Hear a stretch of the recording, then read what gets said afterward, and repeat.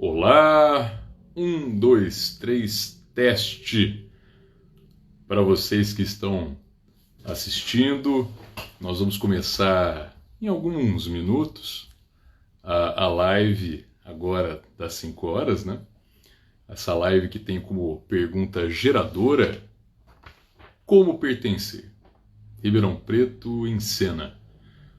Eu vou me apresentar, assim como também apresentar a Débora. Juntos vamos fazer aqui um bate-papo muito interessante, num contexto, né, fundamental, que é esse de aniversário da cidade de Ribeirão Preto, conversando sobre história, memória, sobre o pertencimento da população ribeirão-pretana, no que diz respeito a, claro, né, não só ao centro da cidade, mas a cidade como um todo, né? A Débora vai daqui a pouco participar da nossa live. Assim que ela adentrar aqui, a qualquer momento, eu faço o movimento de iniciar, né, os protocolos da live. Mas antes de tudo, eu quero agradecer a todos os envolvidos, né? Estou aqui, inclusive, né, vou colocar aqui, ó. Puta. E acredito que sim. Débora, boa tarde. Boa tarde, Cardoso. Agora nós nos vemos, né? Nós que Agora já sim. temos esse conhecimento de áudios, né? Nós vamos não ter esse contato visual, né? É um prazer, enfim, realizar esse diálogo contigo, viu, Débora? Prazer o meu. Nossa, uma honra enorme estar aqui com você e falando sobre esse assunto que eu adoro tanto. Poxa vida, né? A honra é mais do que recíproca. Eu vou tomar liberdade, né, de lembrar a todos que essa é uma live realizada pela Fundação, né, que obviamente nós estamos aqui vinculados, né? Vai ter aqui um momento importante de protocolos iniciais, mas deixem registrados suas dúvidas, questões. Nós temos aqui um espaço de diálogo muito aberto. Então, respeitoso aqui aos protocolos, né, eu vou iniciar inclusive com um texto que me foi solicitado a tal. Débora, por favor, me pare quando quiser, né? Tá bom. Vamos lá, então vamos lá. O Ministério do Turismo, Governo do Estado de São Paulo, por meio da Secretaria de Cultura e Economia Criativa e a Fundação do Livro e Leitura de Ribeirão Preto apresentam a Quarentena Cultural. Este projeto tem como objetivo principal promover ações e atividades culturais nas plataformas digitais da Fundação. São ações totalmente gratuitas e acessíveis à população de qualquer localidade. Outra proposta é incentivar a todos a ficarem em casa durante a quarentena prevista pelos órgãos competentes. Agradecemos a todos os parceiros e patrocinadores que apoiam o projeto diretamente e também através das leis de incentivo PROAC, Programa de Ação Cultural, e a LIC, Lei de Incentivo à Cultura. Eu sou Rafael Cardoso, além de historiador, pedagogo e filósofo. Eu também tenho uma vida de pesquisas, né, com um mestrado na Unesp em Franca e o doutorado em andamento na USP aqui em Ribeirão Preto, São Paulo. E, de alguma maneira, essas pesquisas acabaram tocando, né, de alguma forma, na história da cidade de Ribeirão Preto. Motivo esse que fez com que a Fundação me procurasse. A Débora vai se apresentar, eu vou deixar esse espaço a ela, né? Nós dois juntos dialogássemos sobre esse tema extremamente pertinente, que é o do pertencimento à cidade e, claro, em especial com foco no centro da cidade de Ribeirão Preto, né? Eu vou pedir para a Débora se apresentar para não cometer nenhuma gafe no processo e depois que a Débora quiser, voltamos aqui, aí o papo é de nós dois, não tem aqui mediação. Ela é dupla, melhor dizendo, ela é dupla. Débora, por favor.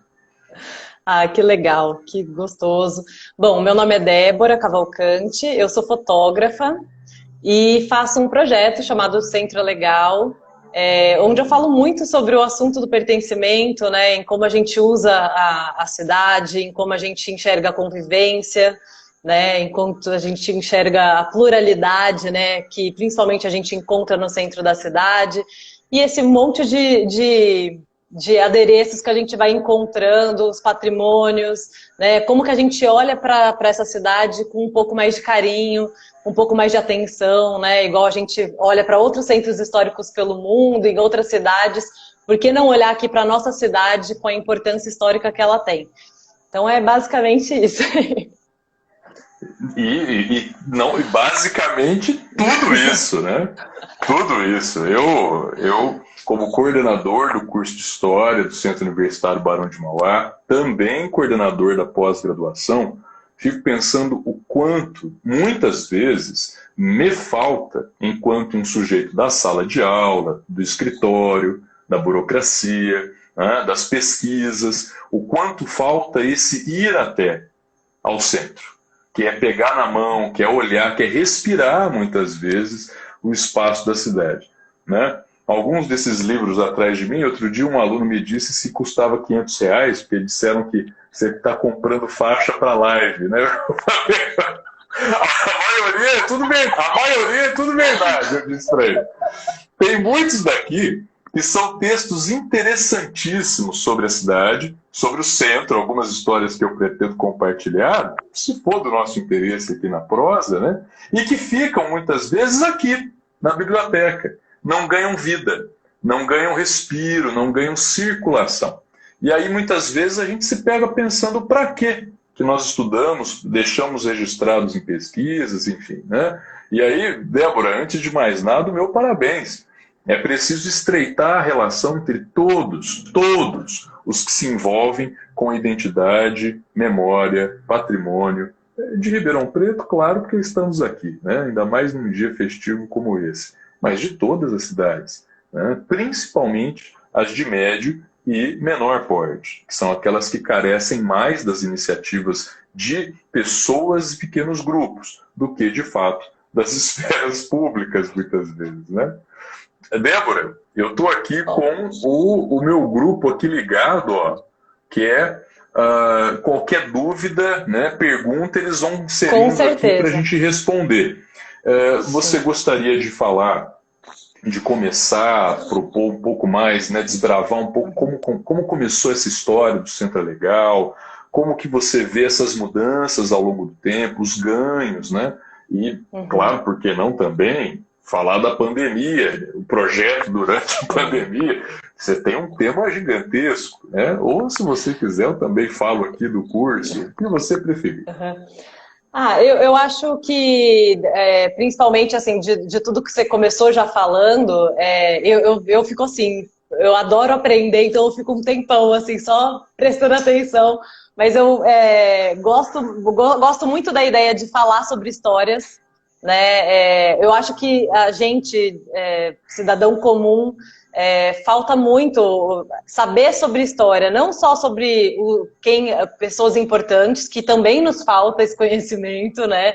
Então, assim, o conhecimento de cada patrimônio, como que surgiu, quem morou, né? Até coisas relevantes, boas e ruins, né? Desses personagens importantes, para que a gente aprenda também e não repita, né? As coisas ruins. Mas também sobre o cidadão comum, né, sobre essas histórias de pesquisa. Eu acho que trazer isso de novo para a comunidade, né, as pessoas prestem mais atenção na história, é fundamental. Então, eu gostaria muito de ouvir uma história sua. Eu acho que essa live, principalmente, ao meu ver, assim, é para trazer para cada um que assistir uma sementinha, sabe? De como que a gente pode desenvolver esse sentimento de pertencimento, esse olhar cuidadoso para o espaço público, sabe? Um espaço que é nosso. Débora, eu fiquei lembrando de uma para a gente começar já com pimentas, né? Certa vez, o curso de História, convidado, inclusive, à Feira do Livro, a tomar o centro como um espaço, né, de identidade, memória, né? Não como você faz. Você tem um projeto muito mais interessante do que esse, tenho certeza. Mas eu fui com os meninos, os alunos do curso, pegar na mão dos visitantes da feira, né, do público que ali estava, Praça 15 e arredores, né? E ali nós dávamos pílulas de história em conversa, na maioria das vezes até informal, né? Para dizer para eles, ó, esse lugar em que nós estamos é um lugar de muitas camadas históricas. Você sabia? Aí começa, né? Você sabia, ó, aquela ali foi a antiga fonte luminosa, que um dia já foi uma igreja, uma capela, e também, né? Quer dizer, começa, né? E aí muita gente perguntava para mim como que era assim, essa coisa do andar. Eu achei gozado, né? Como que era andar na praça? As pessoas andavam assim, como hoje, livremente, com olhares despreocupados, e eu disse, pelo contrário. E aí começa um conjunto de esferas que, para mim, são fundamentais. Muito na linha que você acabou de propor. Aprender o passado para a gente ficar atento, para que algumas coisas não voltem, não se repitam nesse sentido, né? O Brasil, o Ocidente, foi escravista, né? Em 1888, a Lei Áurea acaba com a escravidão no Brasil. Mas é muito curioso que Ribeirão Preto, um ano antes, isso é interessante, um ano antes da Lei Áurea, na Câmara dos Vereadores, decretou no chamado Livro de Ouro a abolição de todos os negros escravizados naquele contexto. Claro que com isso, Ribeirão Preto começava a posar de uma cidade progressista e abolicionista antes mesmo da Lei Áurea, antes da Princesa Isabel. É complicado. As pesquisas indicam que havia muita negociação e interesses por trás disso, ok? Mas tudo bem. Isso, então, nos coloca a uma Praça 15, que era o inverso, na prática, de uma cidade respeitosa às diferenças étnicas. Nós temos assim, inúmeros relatos de memorialistas e cronistas locais que dizem que os brancos ficavam no centro da Praça 15. Existia uma banda, inclusive, que chamava Filhos de Euterpe, que tocavam, né, os instrumentos com músicas europeias, né, todos muito bem arranjados, né? E do lado de fora da Praça 15, ou seja, né, na calçada dos outros quarteirões, os negros ficavam ali, em pé, curtindo, entre aspas, a música à distância. Os jornais, inclusive, a Cidade, o jornal que até pouco tempo atrás nós tínhamos, né? Infelizmente ele parou a circulação impressa, né? Acredito eu, impressa e também digital, se eu não estiver equivocado. A digital ainda está, Ed. Digital ainda está, ainda bem, né? Eu já ia falar uma besteira aqui, ó. Obrigado. Nós temos aqui o jornal A Cidade de 1905 ou 7, não me lembro agora bem, mas dizendo que muitos brancos tinham, inclusive, pavor de dar encontrões com negros e crianças negras na praça. Olha que interessante. É claro que eu começo com um assunto também, como eu disse, picante, talvez polêmico, mas que traz uma Ribeirão Preto que não foi criada hoje, que não tem, por exemplo, 10, 20 anos, mas uma Ribeirão Preto de mais de 160 anos. Ela é uma jovem senhora já, com muita história para contar. Não é? Então, caminhar no centro é uma experiência de sentir, de experimentar esses palacetes, olhar esses pequenos traços de um passado que insiste em ficar. Às vezes em piadas, às vezes em sorrisos. Você sabe que eu tenho como um guia aqui, e depois quero um livro seu também, mas eu tenho o livro do professor Lages, que toda vez que eu traço um passeio no centro histórico, eu vou com ele para eu poder, porque assim, o meu passeio ele não é assim completamente tão rico igual um de professor de história, mas eu vou mesclando a história, vou mesclando o comércio, vou falando sobre a ocupação que existe hoje, né, dando essa visibilidade, né, a valorização para os movimentos artísticos. E aqui eu não vou conseguir achar, mas você citou essa questão da ocupação, né, e a questão do racismo já existente, né, desde lá e que ainda persiste até hoje.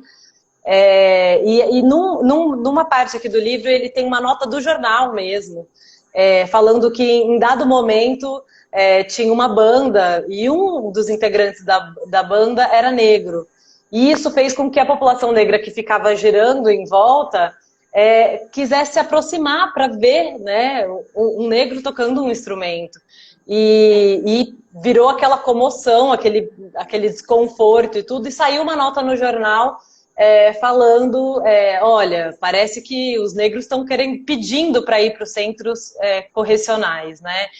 Então, e aí toda vez que eu passo pela praça, e a gente está cruzando a praça, eu cito isso e falo, né, tipo assim, ó, vocês vieram junto com o projeto, né, do Centro é Legal, e eu estou muito feliz que vocês estejam aqui, mas mediante a tudo isso, se a gente não olhar a história e não aprender com ela, né, se você quiser achar o Centro é Legal, mas você quer limpar ele, você quer tirar alguém que já está aqui, você...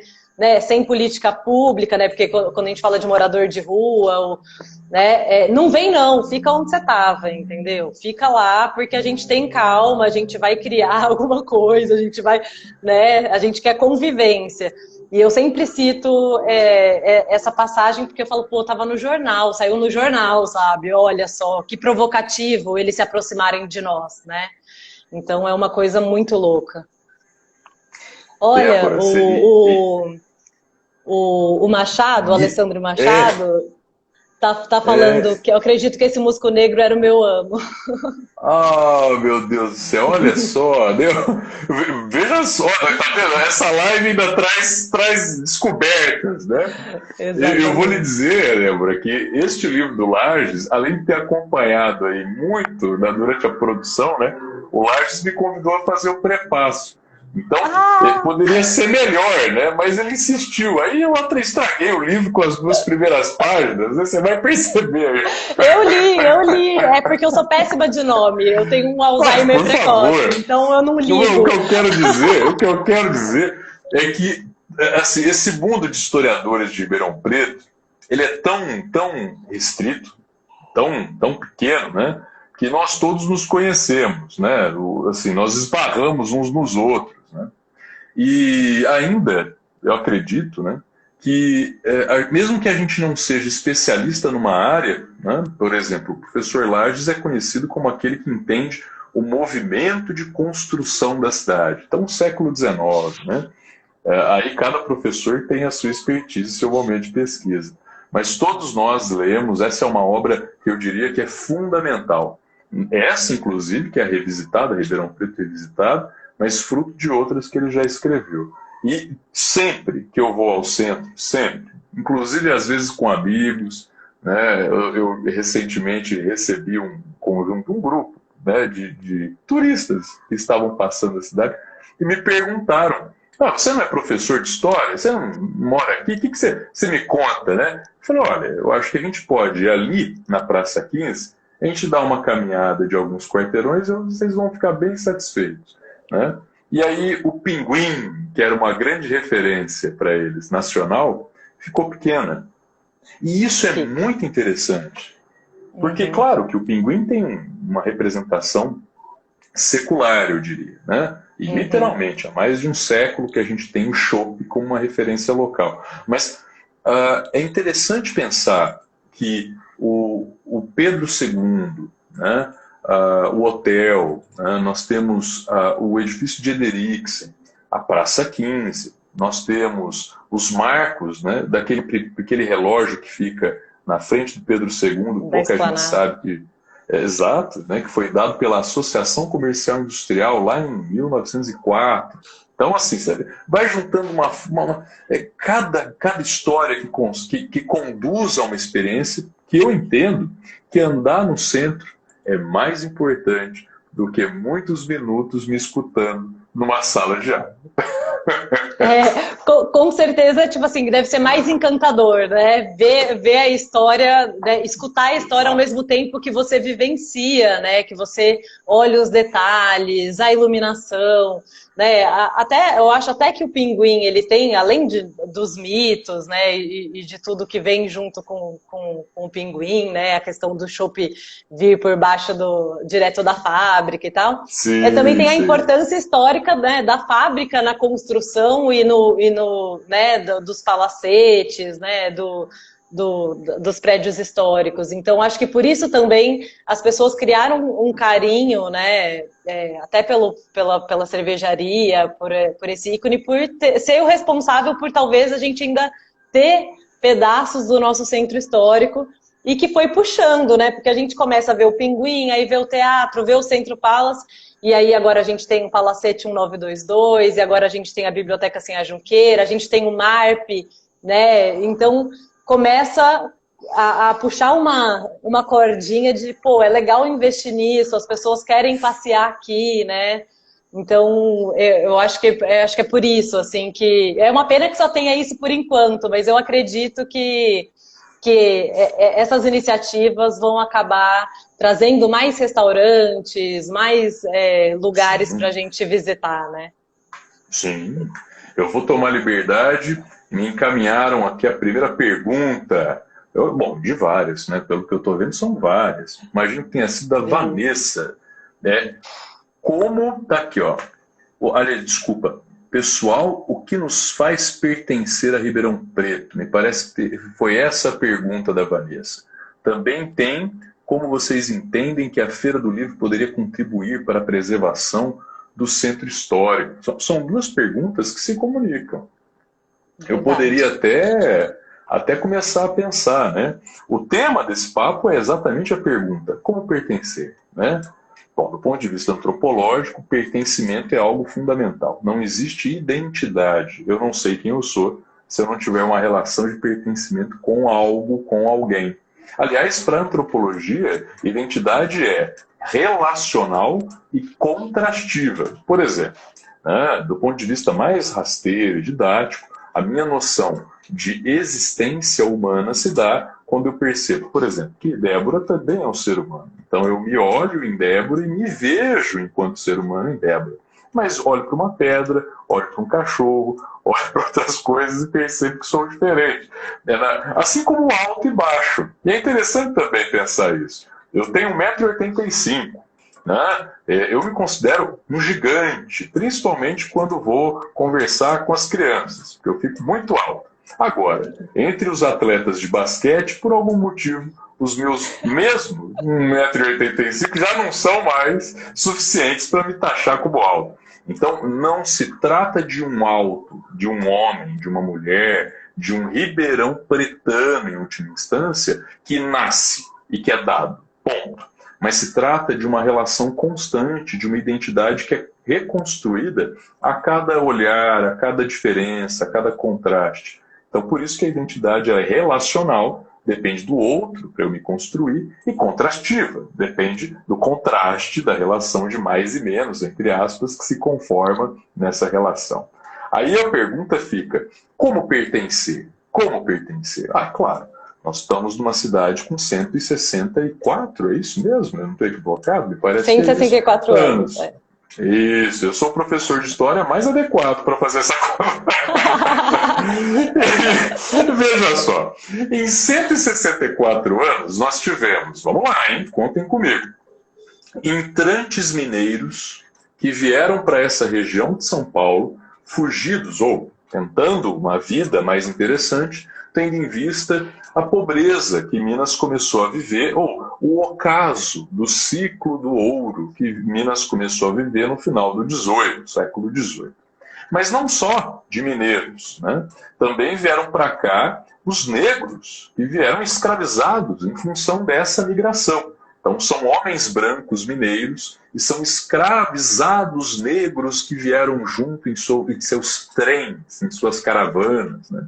Ainda sem contar que com as fazendas de café, a partir de 1860, principalmente 70, os imigrantes. Aliás, muitos de nós, ainda em Ribeirão Preto, temos, né, esse sobrenome italiano, espanhol em alguns momentos, até japoneses, ingleses, sírio-libaneses, enfim, uma série de imigrantes que vieram para cá, não apenas europeus, né? Ribeirão Preto, em 1907, acredito eu, tem um dado absurdo. Absurdo. É assustador. Mais ou menos 60 mil pessoas viviam em Ribeirão Preto. 29 mil, quase a metade, eram italianos. O resto brasileiros e outras nacionalidades. Então, Ribeirão Preto tem uma grande marca do processo de imigração italiana. Isso é inevitável. Nós temos hoje a Casa da Memória Italiana como resultado disso. Mas veja só que interessante, né? Como pertencer a uma cidade de tantas cores e tantas marcas? Né? Para nós, historiadores, pertencer significa criar sentido de pertença. E qual sentido as pessoas dão para Ribeirão Preto? Uma cidade muitas vezes excludente, muitas vezes depositando sua fé num futuro, mas não na transformação do presente. Aliás, uma cidade que não valoriza o seu passado. Estamos aqui na contracorrente do progresso. Débora e eu, claro, mesmo que com distintas ocupações e funções, nós estamos falando, gente, para de correr e olha para o lado. O centro é legal. Exatamente. Eu dentro do que eu penso, né, no pertencer, é que eu imagino assim, que qualquer cidadão que pensa na comunidade, né, que olha um pouco para fora da sua vida, o seu trajeto de trabalho, fora da sua bolha, né, e que se interessa minimamente por política, por comunidade, né, eu acho que sempre tem dentro do nosso coração uma coisa de tipo, eu não consigo fazer nada, sabe? Eu não consigo fazer nada para mudar. Está acima de mim, né? Então, todos os problemas que a gente vê, até do mais bobo, o lixo no chão, né? Ou as desigualdades que não são bobas, mas que nos acompanham a vida inteira e chega uma hora que parece que a gente não posso fazer nada mesmo, então a gente passa pela vida, né? Então, eu acho que, para mim, o sentido de pertencer é exatamente esse. É quando você para e olha e fala assim, o que eu posso fazer, né? Dentro da minha casa, na minha rua, no meu bairro, né? Dentro do meu condomínio, né? Então, quando você pensa que você pertence e que você é responsável junto, né? Você começa a sentir esperança sobre um monte de coisa que possivelmente te aflige, né? Então, assim, acho que para mim, principalmente quando criei o projeto, foi isso. Falei assim, eu não consigo abraçar o mundo, eu não consigo ir lá mandar no país, eu não consigo no estado, ou, né? Mas o que eu posso fazer aqui no meu bairro, onde eu moro, né? Então, assim, dentro da minha casa eu posso reciclar. Então, dentro da minha comunidade eu posso, né, ser mais gentil com os idosos que moram no meu prédio, levantar, né, abrir as portas para eles entrarem, carregar a sacola, enfim, essas coisinhas bobas que a mãe fala pra gente desde sempre e que a gente, em algum momento, a gente perde, né, eu estou muito ocupado, eu estou sempre muito ocupado, eu estou sempre precisando de dinheiro, precisando cuidar da minha vida. Então, quando a gente começa a olhar para o que a gente pode fazer, a gente começa a ver o tanto que isso poderia fazer bem para a cidade, né? Então, a gente pertence à cidade, a gente atua na cidade da forma que a gente pode. E isso minimiza custos até da prefeitura. E a gente começa a ver os problemas de perto e consegue cobrar melhor. A gente entende melhor como funciona o mecanismo, né, da prefeitura, da coisa pública. Então a gente começa a participar. Então, para mim, assim, o pertencimento ele é vital até para minha não angústia, sabe? Sim, concordo. Eu estudo psicanálise já faz um bom tempo. Talvez um dia até, né, me transforme em... Mas, para mim, isso está muito claro, concordo plenamente com você, Débora. Nos falta, aliás, a Amanda escreveu isso agora aqui, nos falta e muito o senso de comunidade.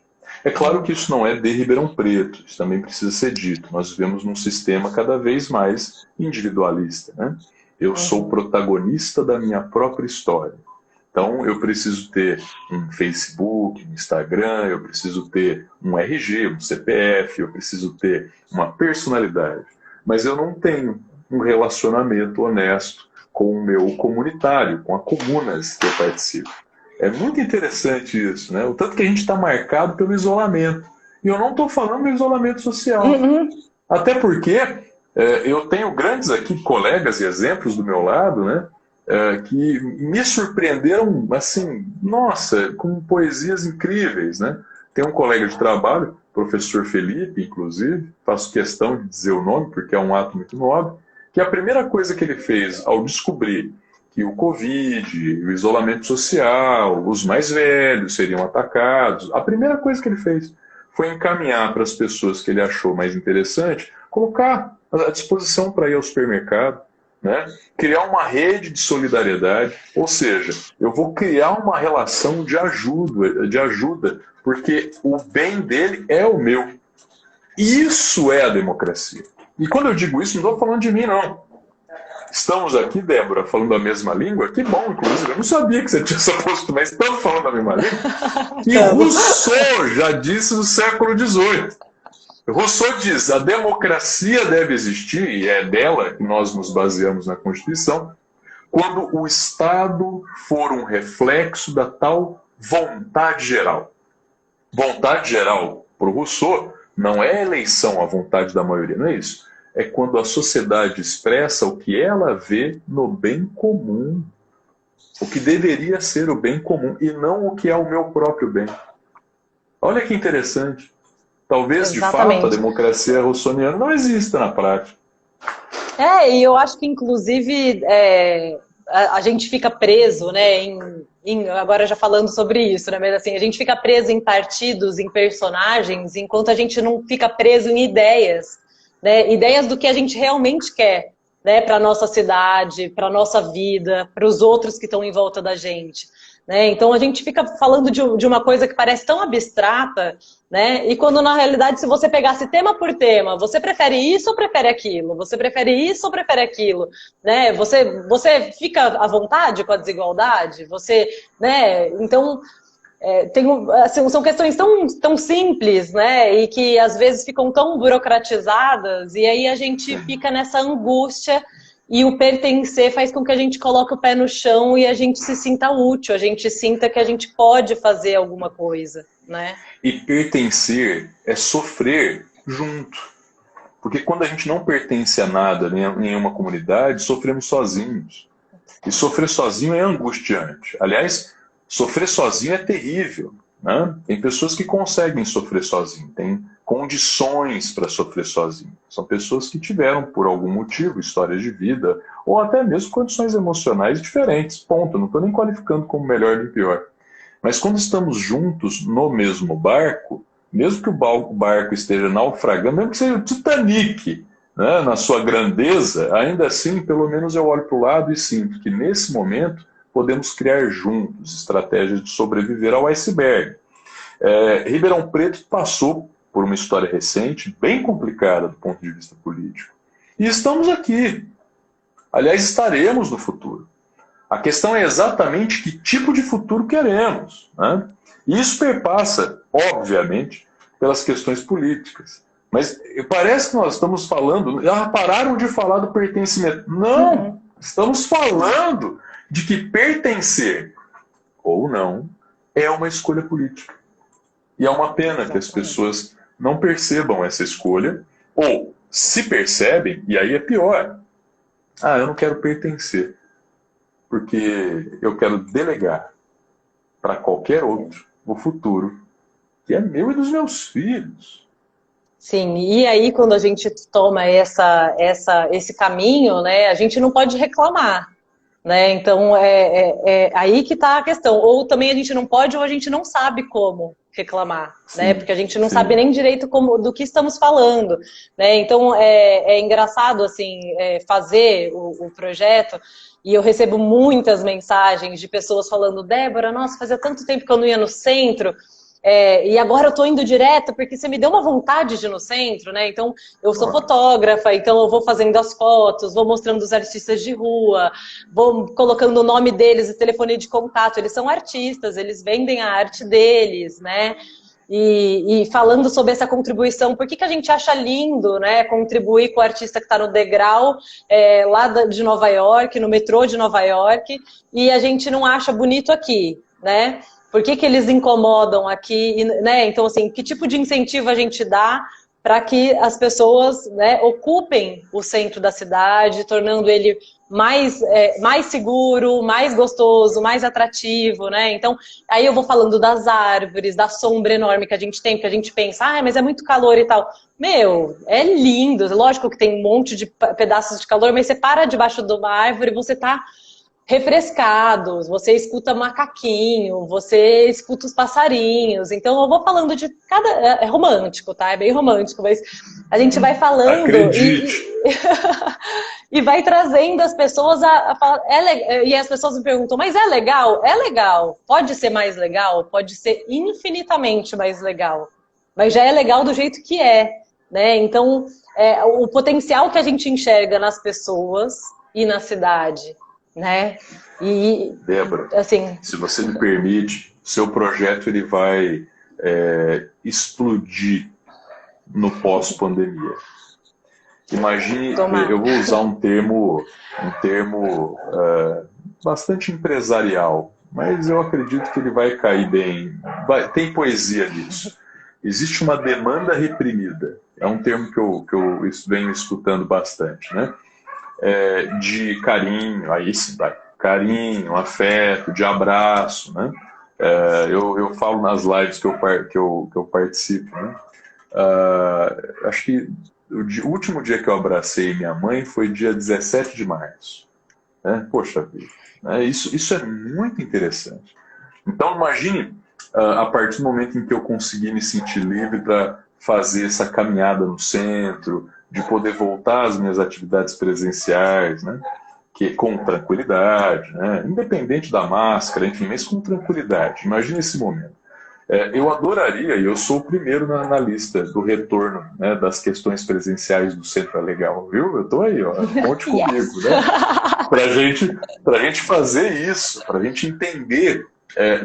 E aí é que está. Identidade, pertencimento não é aqui. É aqui, mas é aqui.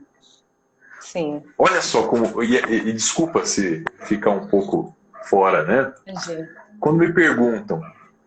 Existe nacionalismo no Brasil? Eu sempre digo que tem. O que é muito difícil explicar esses mecanismos, né? O verde e amarelo, a bandeira, né? Mas quando o Brasil entra em campo na Copa do Mundo e o hino nacional é usado até a metade, só que quando acaba o hino as pessoas continuam a cantar o hino a capela, não há uma sensação de unidade, de uma alma que fica mais à flor da pele, né? Por mais que isso não seja 100% igual em todos nós, não estou dizendo que há uma expressão de unidade. E essa expressão de unidade, ela aparece em Ribeirão Preto em algum momento, em algumas fagulhas, em algumas questões. A gente precisa recuperar essas fagulhas e colocar em prática para que nasça um sentimento bairrista, no bom sentido. E isso passa pelo centro, inevitavelmente. Inevitavelmente. Exatamente. Inclusive, falando da pergunta da Viviane, né, de como a Feira do Livro, né, como que a Feira do Livro pode ajudar, colaborar, né? Eu acho que a Feira do Livro ela já ajuda, né? Desde sempre. A gente está agora na 20ª, né, Feira do Livro, e a gente encontrou vários formatos, né? Com shows, sem shows, e todos, né? Sempre buscando uma melhora. São muitas atividades, né? São mais de 300 atividades gratuitas para um monte de gente. Fora o que a gente não vê, né? Que são das escolas, que eles trazem escolas e fazem atividades incríveis com eles e a gente nem está ali participando. Então, acho que a Feira do Livro ela já traz esse sentimento de pertencimento, porque ela já traz as pessoas de volta para o centro, as que não vão por causa do comércio, né? As que não vão por causa de um passeio e que se interessam por literatura, se interessam por um palestrante, elas retornam. É o momento delas retornarem e pisarem e terem mais uma visão do centro. O que eu acho do centro agora? Né? O ano passado eu estive aqui, achei legal, não me senti segura, né? Porque é isso. As pessoas têm essa visão de centro da cidade como um lugar muito perigoso, como um lugar, né? E como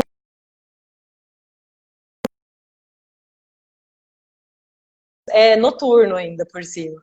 Então, assim, e eu passo assim, marco lá na Praça da Bandeira para a pessoa ter que atravessar o breu, entendeu? Aí a pessoa fala, meu Deus, mas é aqui mesmo? Não, é aqui, vamos começar por aqui. E de repente a pessoa começa a caminhar em grupo, que dá segurança, né? E começa a encontrar família andando com criança, família andando com cachorrinho, e começa a perceber que existe vida ali, né? Que ninguém tá, tipo, sabe, tenso, apreensivo, a qualquer momento alguma coisa pode acontecer, e aí de repente a gente passa do lado dos moradores de rua que mexem, fazem brincadeira, começam a dançar, e de repente a pessoa fala, meu Deus, né? Tipo, é tranquilo passear por aqui, né? Então, eu acho que todos esses movimentos, eles vão trazendo as pessoas e fazem parte de plantar essa sementinha do pertencimento, e a Feira do Livro, eu acho que com certeza, o maior evento, a coisa mais expressiva que a gente tem na cidade, para trazer um novo formato de cidade, né? Porque eu acho que, como você disse, a gente não precisa pertencer a Ribeirão Preto, a gente pode pertencer a outra cidade que a gente goste, né? Ou uma cidade que a gente pense, nossa, na verdade eu gostaria de morar em São Paulo, ou, né? Eu gostaria de morar em São Paulo porque lá tem mais cultura, lá tem mais não sei o quê, lá tem mais, né?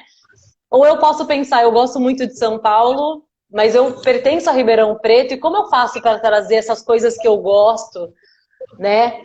Viverem aqui, né? Estarem aqui, aparecerem aqui, né? Então, é esse exercício que a gente tem que fazer. Eu quero pertencer a Ribeirão, e a que Ribeirão eu quero pertencer, né? E como que eu estou construindo ela, né? Débora, você consegue me escutar? O áudio deu uma falhada aqui, mas tá tudo bem, né? Deu, mas tá dando para ouvir. Tranquilo, tranquilo. Eu fico pensando os eventos que Ribeirão Preto tem no cenário nacional. Se você colocar Ribeirão Preto em números, e eu digo do ponto de vista econômico, né? A AgriShow é o maior fenômeno. Essa AgriShow movimenta a rede hoteleira, a rede de entretenimento, os bares, né? E em segundo lugar, muito empatado, por incrível que pareça, no aspecto da rede hoteleira, seria o João Rock, por exemplo. Né? Sim. Então, nós temos eventos em Ribeirão Preto de ordem, assim, nacional, né? Que são eventos incríveis, né? E é muito interessante como mesmo Ribeirão Preto gozando desse status de uma capital metropolitana, ainda assim existe esse mal-estar do Ribeirão Pretano entre o que significa ser da capital e o que significa ser do interior. Eu mesmo nasci em São Paulo e decidi vir para cá. Aliás, não me sinto paulistano há muito tempo. O meu porteira é muito revelador. Eu também. Eu lembro quando pequeno, né, retornando para passar o Natal em São Paulo com a família, né, que ficou lá, né, primos, sobrinhos diziam, né, caipira, né, quer dizer, tirando uma onda do sotaque. Isso, claro, nunca foi motivo de diminuição para mim, porque eu não entendia dessa maneira. E me surpreendi, confesso, que aqui em Ribeirão existia uma reinvenção da opressão. Ou seja, o Ribeirão Pretano olha para quem é de Serrana, Jardinópolis, Sertãozinho, né, com o mesmo olhar de aqui é Paris, né, aqui tem shopping. Isso é fantástico do ponto de vista antropológico, claro, não do ponto de vista, né? Mas onde eu quero chegar? Eu quero mostrar que essas identidades, que elas estão em choque, elas estão aí, uma batendo na outra. O que falta para o Ribeirão Pretano não é, de forma alguma, construir uma relação de pertencimento na ausência de, mas é definir dessas relações que existem e estão em choque, aquela que é positiva. O Darcy Ribeiro diz assim, lá no Porto: meu sonho é inventar um Brasil. À vontade, tudo bem. Eu diria que, como Ribeirão Pretano, que eu sinto que sou Ribeirão Pretano, hein? Digo, né? Ainda falta um papelzinho dizendo cidadão Ribeirão Pretano, mas isso não importa. O que importa é o que bate no coração, né? Olha só, eu quero inventar Ribeirão Preto. Olha que fala bonita. Talvez porque Ribeirão Preto ainda não tem essa história que não seja tão excludente, um sentimento de juntar as pessoas, de dizer que o centro é de todos, e a Fundação Feira do Livro, a Feira do Livro, diz exatamente isso. Né? Exatamente. Eu acho que é a coexistência, né? Do que eu quero, do que você quer, e saber que tudo isso é possível, e tem espaço, e tem pessoas, e tem talentos para existir várias Ribeirão Preto, né? Em N coisas culturais que a gente pode resgatar, né? Enfim. Sim. E eu não gosto muito do discurso que inclusive em nenhum momento perpassou a nossa conversa, que eu achei muito interessante. Às vezes eu caio nessa armadilha. Ah, mas quem manda na cidade é o capital e, portanto, e não temos identidade graças a isso. Ó, veja só, até por questões de resistência, nós teríamos identidade se fosse esse o caminho da nossa conversa. Olha só como as políticas públicas, sim, elas podem contribuir, mas tanto Débora quanto eu estamos falando da consciência do cidadão, que participa da política pública como exigência, mas também como ação cidadã, que é no fórum íntimo, que é inclusive na maneira como se, por exemplo, abre a torneira ou não da própria casa. Olha só que interessante, né? Pertencer, como já diria um filósofo alemão chamado Jörg Husserl, né? Eu sempre torço a língua para falar o nome dele. Diz assim, ó, consciência histórica é fundamental para todos. E não é só na faculdade que se tem isso. Na escola, na conversa com os nossos pais, trocar uma ideia com um amigo, falar quem eu sou, procurar entender quem eu fui, a história, a memória de uma cidade, é fundamental. Ignorar a história é ignorar quem nós somos.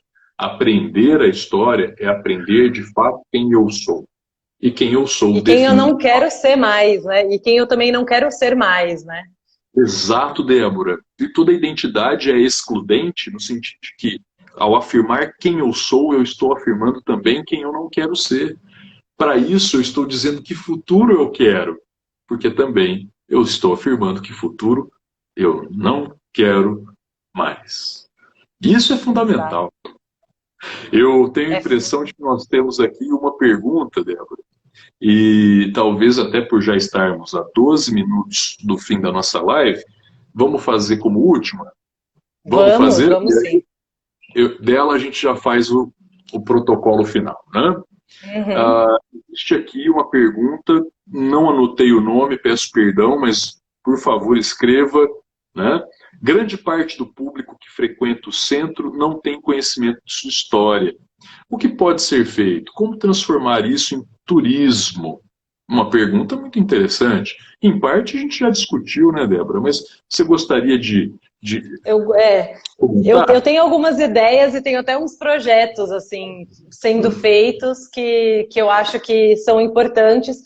Um deles é o mapa-pé, né? O mapa-pé pela cidade, a gente ter um mapa com os patrimônios, com o comércio, com tudo, que inclusive eu até consegui parceria com os hotéis, então eles já vão bancar isso para ele existir.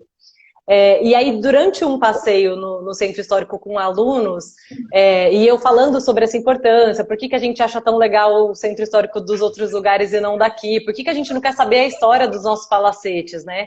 E aí as crianças me deram essa ideia, falou, tia, por que a gente não faz um QR Code, sabe? E põe em cada um e a pessoa tira a foto e vai saber um pouquinho daquela história. Então a gente está fazendo também esses QR Codes para chamar atenção, né? E ver como que vai funcionar, se as pessoas vão arrancar, como que vai ser, né, o negócio disso. E outra coisa que também está em andamento e que por causa da pandemia parou, é um projeto que eu fiz de feira cultural do Centro Histórico. A ideia seria uma feira todo domingo, igual a gente tem aí da Recoleta, né, da Feira de São Telmo, na Argentina, em volta da Fonte Luminosa, algumas barracas para artesanato, economia criativa, uma barraca para banda, oficina. Então a gente tem o domingo que a praça fica completamente abandonada, quase ninguém está ali. Então trazer as pessoas para essa feira de turismo, né? E aí, se você tem um mapa-pé, se você tem os QR Codes, você possibilita que mais passeios no centro histórico sejam feitos. E na minha cabeça eu já penso em milhares de coisas. Eu penso o horário do ônibus, que o ônibus sai dali para levar as pessoas para o passeio da cerveja na região, sabe? E trazer mais investimento de restaurantes, cafés e coisas gostosas da gente comer e viver ali no centro da cidade, né? Genial. Aliás, vou até fazer uma brincadeira, mas tome como tal, por favor, Débora. Eu estou elegendo a Débora secretária do turismo da próxima gestão. Não tome como brincadeira, por favor, Débora. Eu faço foro ao que você disse, né?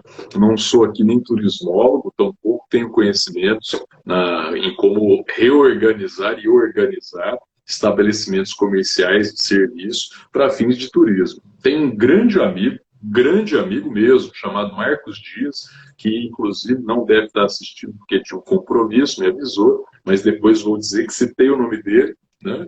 Que é um cara que me abriu os olhos para essa questão do turismo local.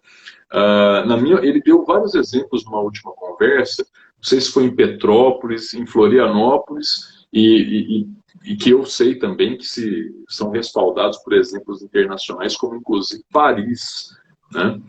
Cidades, portanto, fora do Brasil, grandes cidades como fora do Brasil, né? Que fizeram basicamente a mesma coisa, que é o chamado ganha-ganha. Quando todos os estabelecimentos vão para o mesmo lugar, não porque eles vão querer ganhar em cima, mas para que todos ganhem, mesmo que pouco, mas porque todos vão ganhar no final, o movimento de turismo que vem para essa cidade faz com que em 2, 3, 4, 5 anos, talvez 10, isso gere um boom econômico para todos. A ponto de obviamente, quem chegou primeiro bebe água limpa. Então, economicamente é interessante. Ganha, ganha. A questão é, como que eu vou...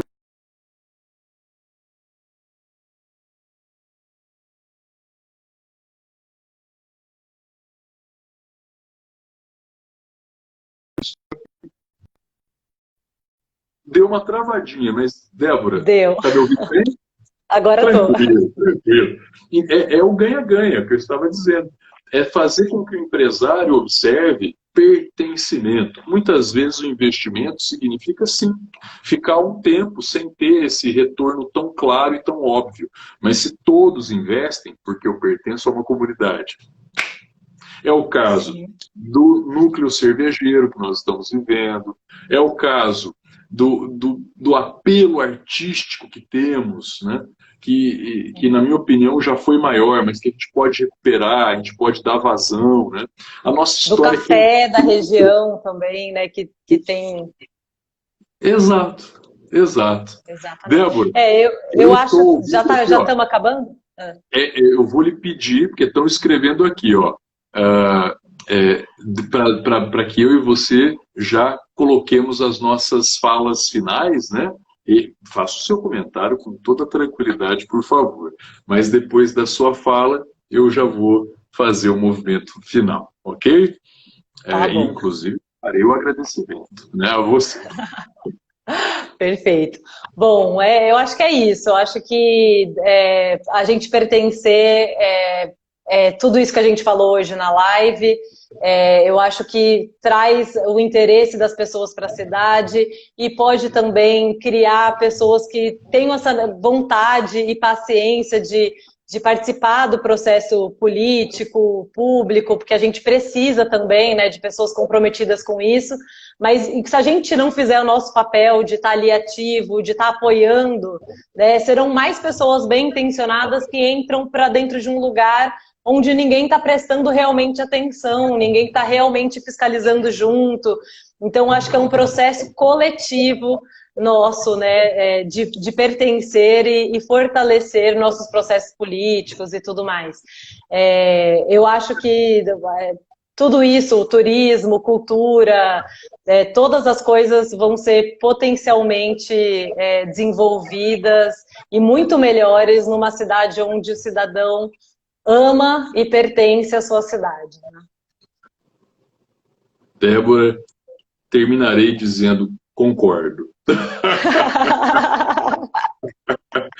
De minha parte, apenas ouso dizer que o curso de História do Centro Universitário Barão de Mauá, assim como a pós-graduação, né, minhas experiências lá no Liceu Albert Sabin, com os meus alunos também, todas essas experiências andam nessa direção e me fortalecem exatamente a importância do pertencimento.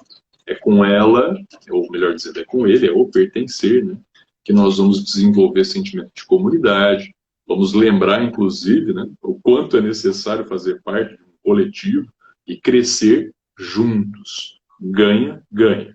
Né? E que exercícios como que você propõe, o Centro é Legal, aconteçam mais. Né?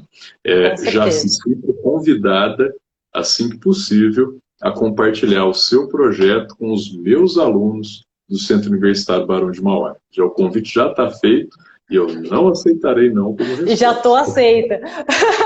Já aceitei. Eu queria só agradecer a todo mundo que escreveu e que a gente às vezes não leu o comentário. Teve bastante gente passando. Um beijo para minha mãe, que está nos Estados Unidos há muitos meses e faz tempo que eu não vejo, está aí também. E teve gente perguntando, o centro é legal, EH. Débora, como é que é, então? O centro é... Legal. Mas como na internet não dá para acentuar, o é EH, entendeu? No meio. O Centro EH Legal. Eu acho no Instagram, @o Centro EH Legal. Exatamente. E para quem quiser seguir as minhas loucuras e perspectivas, @professor.cardoso, você conversa comigo também. Débora, você tem um pessoal, um Instagram pessoal, ou só mesmo esse que é o seu, para a gente divulgar? Eu tenho ele, tem um site, tem o Facebook também. Tudo no Centro é Legal. Tem bastante conteúdo por lá. Então, ótimo. Eu vou aproveitar também e já fazer os agradecimentos a todos que puderam e, claro, né, em especial a Débora, que topou, assim como eu, o convite da Fundação. Sem mais, vou tomar a liberdade de ler o texto aqui, que é o texto de finalização. Débora, você me permite? Poxa, por favor, obrigada por tudo.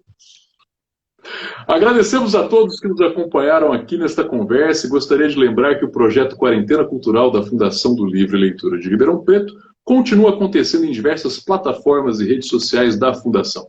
E fechando a programação especial do Quarentena Cultural, em comemoração aos 164 anos de história de Ribeirão Preto, às 19 horas acontece um bate-papo pela plataforma Zoom sobre história de Ribeirão, com Adriana Silva, Lilian Rodrigues e Gilberto Abreu. Já no sábado, dia 20, acontece o encontro mensal do Clube do Livro, da Fundação, trazendo a discussão do clássico A Metamorfose, de Franz Kafka, com mediação de Gabriela Pedrão. No perfil da Fundação, vocês encontram todos os links de acesso para cada atividade. Portanto, aproveitem. Gente, um beijo grande para todos. Eu ainda reitero que nas redes sociais da Fundação, né, tem as atividades semanais, né, do Projeto Quarentena, e que vocês podem, por lá, se organizar para não ficarem sozinhos, isolados durante a pandemia. Foi uma grande alegria tê-los aqui. Débora, um beijo, prazer te conhecer, e continuamos esse papo, claro, quando quiser, lá no direct, no Instagram, nas redes sociais. Gente, um beijo e até lá. Opa, obrigada, valeu, foi um prazerzaço e vamos lá assistir as histórias no Zoom, que vai estar imperdível, é tempo de jantar e ir para o Zoom. Tchau, tchau, gente. Até mais, tchau, tchau.